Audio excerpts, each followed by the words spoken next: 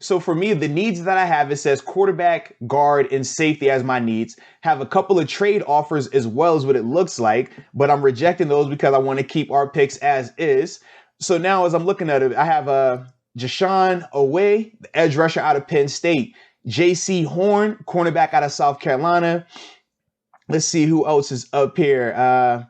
Tevin Jenkins, swing tackle. So he's played at right tackle, he's played at center, and he's played at guard. He's available for me, but and Asante Samuel Jr., cornerback out of Florida State. But the guy that I'm more than likely looking to take, because honestly, it's a ton of names right here. So I'm leaning towards Aleha Vera Tucker. He's the left tackle out of USC. Now, I like him a little bit better than Tevin Jenkins because Tevin has bounced around a little bit. He's played right tackle, he's played left tackle, he's played center and guard as well. So granted, really good athlete, but for me, I'm looking more so solely at that left tackle spot. So that's why I'm leaning towards Aleha Vera Tucker. But now also on the board right now, I have Zaven Collins, linebacker out of Tulsa. We got Kadarius Toney. Absolutely. Kadarius Toney is on the board, wide receiver out of Florida.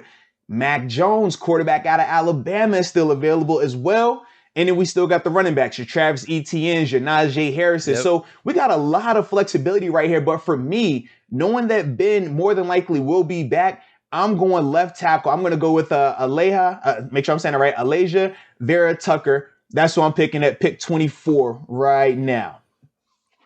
I'm hurting. So now you should be picking what's your situation looking like, man?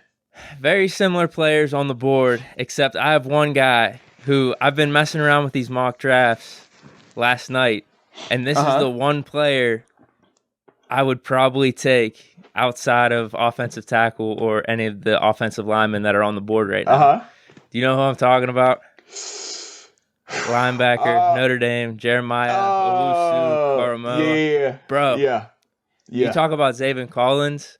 I don't know. This dude might be a step up from even Zaven Collins. I mean, he's like that. Dude, he's definitely he looks like that, the man. truth. I'm just imagining pairing him with Devin Bush on defense. Now, well, and for me, I also like this about him. Him playing at Notre Dame, better competition. He's played in a lot more bigger games. You think about that Clemson game. Even though I feel like Zaven is a really good linebacker, he's playing at Tulsa. Tulsa, you're not facing Clemson. You're not, going up against some of these powerhouse, Power 5 programs traditionally. So I could definitely see why you would lean one way, in terms of his direction versus others. So yeah, I could definitely understand that, man. It's tough because when we've talked about the draft, the past however many podcasts, I've been pretty certain running back, offensive line, first 3 or 4 rounds. That's about it. But with this guy on the board, dude, I don't know if I could pass up the possibility of pairing him with Devin Bush. Like the defense at middle linebacker could be set for the next 10 years. And I think this guy's the truth. I honestly think he might be the best potential inside linebacker in this draft, even above Michael Parsons. He's nice, man. He is nice. So, dude, I'm going to risk it. I'm definitely going to risk it. I'm picking Jeremiah Owusu-Koramoah with my first pick. I like it. And the beauty of this situation, right? This is very similar to what Kevin Colbert is going to have to deal with on draft night. Positional need versus best player available. Yep. Right there, technically inside linebacker, off-ball linebacker isn't the most pressing need right now, but he was clearly, the best player available. And you could already see how he could make this defense that much better. So that's the fine line of when we're trying to build this roster, how we have to deal with it, right? In terms of the draft.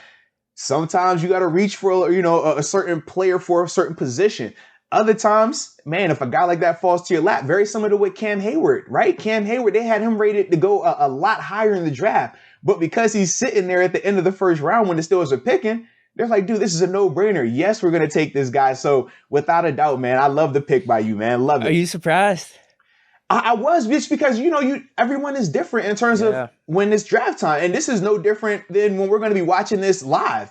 You're going to see some GMs, they're going to say, well, look, I don't care about this guy being the best available player. I have to get this person right here. I have to fill this position. And they're going to reach and they'll potentially draft the guy, a couple of spots too early or maybe even a round too early. We've seen that as well.